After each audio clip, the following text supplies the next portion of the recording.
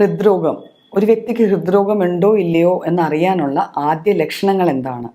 നമുക്കറിയാം ഇന്നത്തെ കാലഘട്ടത്തിൽ ഒരു കാർഡിയാക് ഇൽനെസ് അല്ലെങ്കിൽ ഒരു ഹാർട്ട് ഡിസീസ് അല്ലെ മിക്കവരും പറയാറുണ്ട് ഹാർട്ടിന് ചെറിയ പ്രോബ്ലം ഉണ്ട്. ഇപ്പോൾ ഈ കഴിഞ്ഞിടക്ക് നമ്മൾ വളരെ ചെറുപ്രായത്തിൽ അത്യാവശ്യം എക്സസൈസ് ഒക്കെ ചെയ്യുന്ന ഒരു വ്യക്തി ഹൃദ്രോഗം വന്ന് മരിച്ച വലിയ വാർത്തയായ സംഭവമായിരുന്നു. അപ്പം എന്തൊക്കെയാണ് ഇതിൻ്റെ ആദ്യ ലക്ഷണങ്ങൾ? എന്തൊക്കെ കണ്ടാൽ നമ്മൾ സംശയിക്കണം നമുക്ക് ഹൃദ്രോഗം ഉണ്ടോ, കാർഡിയാക് ഡിസീസ് ഉണ്ടോ ഇല്ലയോ എന്ന്? കാർഡിയാക് ഡിസീസ് പലതരമുണ്ട്. ഇപ്പം നമ്മൾ മിക്കവരും പറയാറുള്ള ഹാർട്ട് അറ്റാക്ക്, അത് മാത്രമല്ല അതിന് പല ഘട്ടങ്ങളും പല രീതിയിലും ഒരു വ്യക്തിക്ക് ഹൃദ്രോഗം വന്നു ചേരാം. ഏതായാലും ഇതിനൊക്കെ കോമൺ ആയിട്ട് എല്ലാത്തിനും പൊതുവായ കുറച്ച് സൈൻസ് ആൻഡ് സിംറ്റംസ് അല്ലെങ്കിൽ ലക്ഷണങ്ങളുണ്ട്. അപ്പം ഇതെന്തെല്ലാമാണെന്ന് നമുക്ക് നോക്കാം.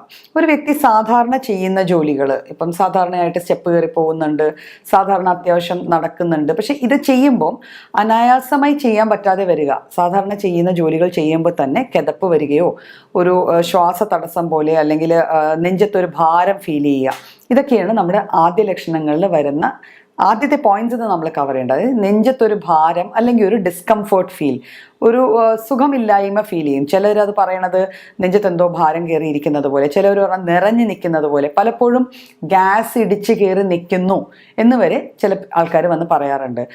അതുകൊണ്ട് തന്നെ പലപ്പോഴും അത് ഒരു കാർഡിയാക് ഇൽനെസ് ആണ് അല്ലെങ്കിൽ ഒരു ഹാർട്ട് ഡിസീസ് ആണ് എന്നുള്ളത് അറിയാതെ പലപ്പോഴും പോവാറുണ്ട്. അപ്പോൾ ഇതിൻ്റെ ആദ്യ ലക്ഷണം എന്ന് വെച്ചാൽ നമ്മുടെ നെഞ്ചിനുള്ളിൽ ഒരു ഹെവിനെസ് ഫീൽ, ഒരു ഭാരം അല്ലെങ്കിൽ എന്തോ തിങ്ങി നിറഞ്ഞ് നിൽക്കുന്ന ഒരു ഫീലിംഗ്, അതാണ് ആദ്യം കാണപ്പെടുന്ന ലക്ഷണങ്ങൾ നമ്മൾ മെയിനായിട്ട് നോട്ട് ചെയ്യേണ്ടത്. പിന്നെ അമിതമായ നെഞ്ചിടിപ്പ്, നമ്മൾ സാധാരണ ചെയ്യുന്ന, ഞാൻ നേരത്തെ പറഞ്ഞ പോലെ തന്നെ സ്റ്റെപ്പ് കയറുകയൊക്കെ ചെയ്യുവാണ്, പക്ഷെ അത് കയറി അങ്ങ് ചെന്ന് കഴിയുമ്പോഴത്തേക്കും നമുക്ക് തന്നെ നമ്മളുടെ സാധാരണഗതിയിൽ നമ്മുടെ നെഞ്ചിടിക്കുന്നത് നമ്മൾ അറിയാറില്ല.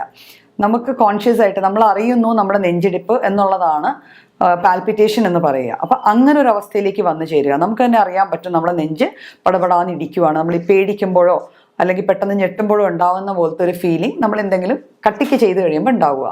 അപ്പം അതും ഒരു ഹൃദ്രോഗത്തിൻ്റെ ആദ്യ ലക്ഷണങ്ങളിൽ പെടുന്ന ഒരു സംഭവമാണ്. പിന്നെ കിതപ്പ് ഫീൽ ചെയ്യുക. കിതപ്പും നെഞ്ചിടിപ്പും തമ്മിലുള്ള വ്യത്യാസം എന്ന് വെച്ചാൽ, കിതപ്പ് എന്ന് വെച്ചാൽ നമ്മുടെ ബ്രെത്ത് റേറ്റ്, നമ്മൾ ഏത് രീതിയിലാണോ ശ്വാസം എടുക്കുന്നത് അതിൽ കുറച്ചുകൂടെ സ്പീഡ് കൂടും. നമുക്ക് കുറേ കൂടെ ഓക്സിജൻ വേണം എന്നുള്ളൊരു തോന്നലിൽ നമ്മൾ സ്പീഡിൽ ശ്വാസം എടുക്കാൻ തുടങ്ങും. അത് കിതപ്പ് എന്നാണ് പറയുക. അപ്പോൾ ഈ കിതപ്പും നമുക്ക് ഉണ്ടാവുക. അത് സാമാന്യം ഇപ്പം നമ്മളൊരു 5-6 കിലോമീറ്റർ നടന്നു, അതേത് വ്യക്തിക്കും ഉണ്ടാവാം. അപ്പം അത് കണ്ട ഉടനെ എനിക്ക് ഹൃദ്രോഗമാണോ എന്നല്ല, നമ്മൾ സാധാരണ ചെയ്യുന്ന ജോലികൾ ചെയ്ത് കഴിയുമ്പോൾ ഇങ്ങനെ കിതപ്പ് ഫീൽ ചെയ്യുക. അപ്പം ഇതും അതിൻ്റെതായ ഹൃദ്രോഗം ഉണ്ട് അല്ലെങ്കിൽ അതുണ്ടാവാനുള്ളൊരു ചാൻസ് അതിനെ കാണിക്കുന്ന ഒരു ലക്ഷണമാണ്. പിന്നെ ചിലപ്പോൾ ഒരു തലയ്ക്ക് ഒരു ഭാരം, തലക്കറക്കം, ഇതൊക്കെ ഉണ്ടാവാം. ഇതൊക്കെ കുറച്ചുകൂടെ മുന്നോട്ട് പോയി കഴിയുമ്പോൾ ഉണ്ടാവുന്നതാണ്. ഒരുവിധം നമുക്ക് എസ്റ്റാബ്ലിഷ്ഡ് ആയിട്ടുള്ള ഒരു ഡിസീസായി നമ്മൾ ഡയഗ്നോസ് ചെയ്യാൻ വിട്ടുപോയി, അങ്ങനത്തെ ഒരു അവസ്ഥയിൽ ഉണ്ടാവുന്നതാണ് നമുക്കൊരു ഡിസി ഫീലിംഗ്, നമുക്കൊരു തല കറങ്ങുന്നുണ്ട് അല്ലെങ്കിൽ ഒരു വല്ലായ്മ തോന്നുന്നുണ്ട്, ആ രീതിയിൽ വരിക. പിന്നെ സാധാരണഗതിയിൽ നമ്മൾ കാണാറുള്ളത് സ്ത്രീകളിലെ ഹൃദ്രോഗം വരുമ്പം പലപ്പോഴും ഈ ക്ലാസിക്കൽ സിംറ്റംസ് ഒന്നും പ്രസൻറ്റ് ചെയ്യാറില്ല. കാരണം എന്ന് വെച്ചാൽ രാവിലെ തൊട്ട് വയ്യോളം ചിലപ്പം വീട്ടുജോലികളിൽ നിൽക്കുന്ന ആൾക്കാർ അവർ വേദനകൾ എങ്ങനെയാണ് എന്താണെന്നൊന്നും ക്ലാസിഫൈ ചെയ്യാൻ പറ്റാറില്ല. മാത്രവുമല്ല അവർക്ക് ഈ ക്ലാസിക്കൽ സിംറ്റംസ് വരണമെന്നില്ല. അപ്പം പലരിലും കാണുന്നത് കഴുത്ത് വേദനയായിട്ടാണ്. അപ്പോൾ അമിതമായി കഴുത്ത് വേദന എടുക്കുന്നു, പ്രത്യേകിച്ച് അതിനൊരു കാരണമില്ല എങ്കിൽ നമുക്കത് ഒരു ഹാർട്ട് ഡിസീസിലേക്കുള്ള പോക്കാണെന്ന് വേണമെങ്കിൽ സംശയിക്കാം. പിന്നെ നമ്മുടെ ഈ താടിയെല്ലിൽ ഒരു വേദന വരിക, തോളുകളിൽ അമിതമായി ആവശ്യമില്ലാത്ത, നമ്മളൊരു ജോലി അമിതമായി ചെയ്തിട്ടില്ല എന്നിട്ട് പോലും നമ്മുടെ ശരിക്കും നമുക്കറിയാമല്ലോ നമ്മുടെ ഹാർട്ട് ഇരിക്കുന്നത് ലെഫ്റ്റ് സൈഡിലാണ്. അപ്പോൾ ലെഫ്റ്റ് കൈ അല്ലല്ലോ നമ്മൾ യൂഷ്വലി യൂസ് ചെയ്യുന്നത്, എന്നിട്ടും നമ്മുടെ ആ ഭാഗത്തെ തോളിൽ വല്ലാതെ ഒരു വേദന വരിക, ഇടയ്ക്കൊക്കെ നെഞ്ചിനൊരു ടൈറ്റ്നസ്സും വേദനയും കൂടെ ഫീൽ ചെയ്യുക. ഇത് കൂടാതെ ചില ആൾക്കാർക്ക് ചിലപ്പോൾ ഗ്യാസിൻ്റെ സിംറ്റമായി ഒരു ഓക്കാനോ ഛർദിലോ ഒക്കെ വരാം.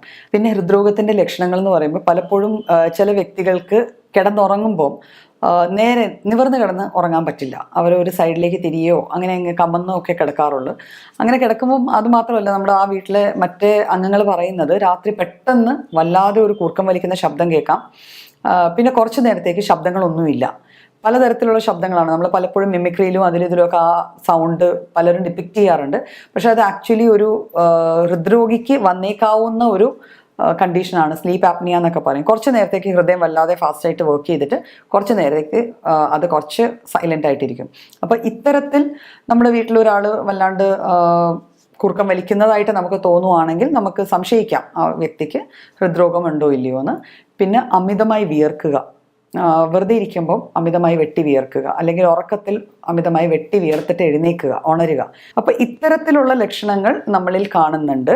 നമ്മുടെ ഫാമിലിയിൽ, നമ്മുടെ കുടുംബത്തിൽ നമ്മുടെ അച്ഛനോ അമ്മയ്ക്കോ സഹോദരങ്ങൾക്കോ ആർക്കെങ്കിലും ഒരു ഹൃദ്രോഗ സംബന്ധമായ എന്തെങ്കിലും ഒരു അവസ്ഥ വന്നിട്ടുണ്ടെന്ന് നമുക്കറിയാമെങ്കിൽ ഈ ലക്ഷണങ്ങൾ കണ്ടാൽ ഉടൻ തന്നെ നമ്മൾ ചെയ്യേണ്ടത് ഒരു ഫിസിഷ്യനെയോ അല്ലെങ്കിൽ ഒരു കാർഡിയോളജിസ്റ്റിനെയോ കണ്ട് ഇതിൽ എന്തെങ്കിലും പ്രശ്നങ്ങളുണ്ടോ എന്നുള്ളത് ഇൻവെസ്റ്റിഗേറ്റ് ചെയ്ത് അറിഞ്ഞ് അത് പ്രോപ്പറായിട്ട് ചികിത്സിക്കേണ്ടതാണ്.